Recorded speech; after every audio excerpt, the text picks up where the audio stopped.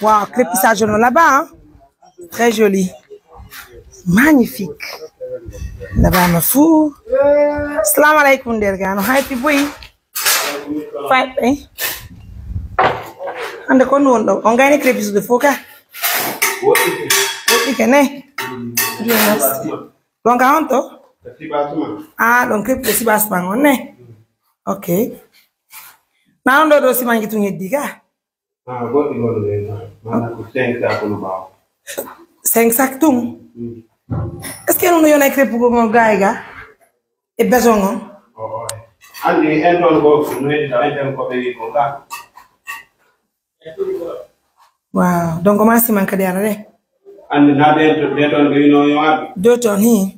Ko en don dawa. OK. Là-bas mo tano. Al barkanan. Ala kali be poji di ngale fi du shon jango. Ah.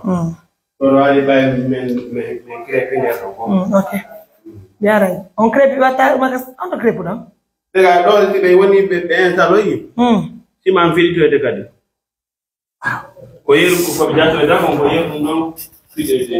D'accord. On va marquer la pause. Allez. Là, tu n'as pas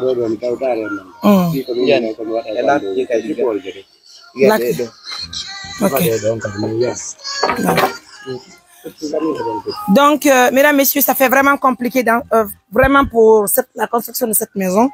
Là, je ne vous mens pas, ça devient compliqué de plus en plus. Vous allez reconnaître que l'on a des nyapi sundu nyengaini, hara imenizie jo wano devi, oholi le doa de arde deng, hara se nyapi sundu be iteka de fi kuri on kanyuma yurgongo. Oui, kuri on do crepama, oyurgongo tele magakadi. Mais il y a un petit souci. Le souci est que les eden hayino acha fi ko nyapire e fi kurion kanyuma urgo mais malheureusement les eden yaka. Les eden de yaka donc hara ipigi no manko de ka chantier muradu muturu. C'était woni me wawa ittu gol mbudi mais soda ko goldi te ko ngamen aramen taw de tama hara c'est compliqué. Marama ko no way.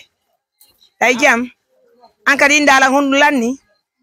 Non mais c'est pas possible. Comment il a de tout les marco?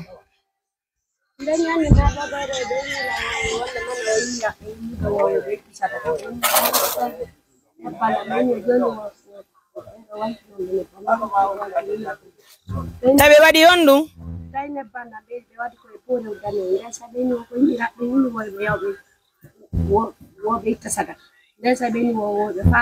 mene ngari ha hande gila me fuddi darunde suudu ko sako goto maro menisi mason fop lanta nyamgo ko sako didi maro men sodi sako goto maro do lannin ko sako didi maro kadi do hebale combien de semaines hebale combien de jours bi gila me sodi sako maro wolanni jo stewni sako didi maro lanne ka chantier yumirabe groupe yumirabe wata jerugol pikidi edo fuibe wata jerugol jo spikidi akkamro do sokotako bere tamaro ko bawame nebanda bawame le eden ka etam bawame ko me watta ju kon me wata wat on peut pas le faire comme way ko sodu gol adda si tay woni me retti pigidi bawame on ne peut rien ça ko didi baro chantier goto dun dole ti malta lewru gila me fuddi de gol ko troisième semaine non ni ti malta lewru joni non ka etam le eden etam voyez les choses et pourtant je ne suis pas tranquille mais wata to go won gol tunga bien met menisier joni ko hondu wonde wadde joni de ledde woni do hokkite dum don jappano la courion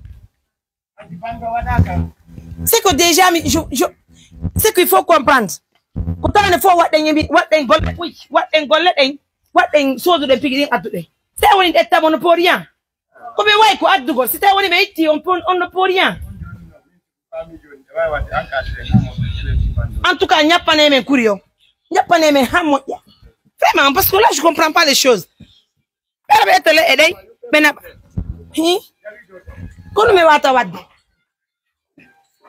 mesdames, messieurs, regardez, c'est un joli travail qui s'effectue, mais c'est pas une chose qui est facile. Mettre gol et il y a des mots, Dieu merci. Ok.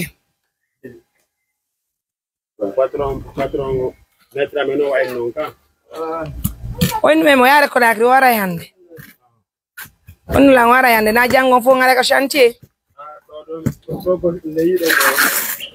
Komi yombo. No hala ni la. Mene yow tu de nani. Wala na wor golle de yeso ko wakila go jokka golle de no duirana. Non no mo ino golle de là-bas maman les gens ont beaucoup apprécié la maison. Wala ni la o way no lanka ne t'en fais pas pour ça nani. Mais Saïdou. Golle de kono ni yarde ono carton.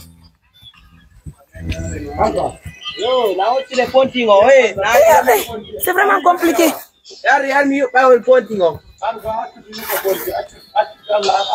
Allez, on va marquer la pause. Un grand merci de la confiance, une très belle maison. On t'a mis ça on va courir. On crée pour des courir là-bas, maman, non.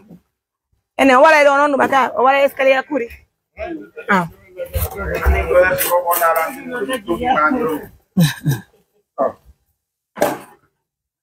C'est la maison, je vous la présente encore. Donc,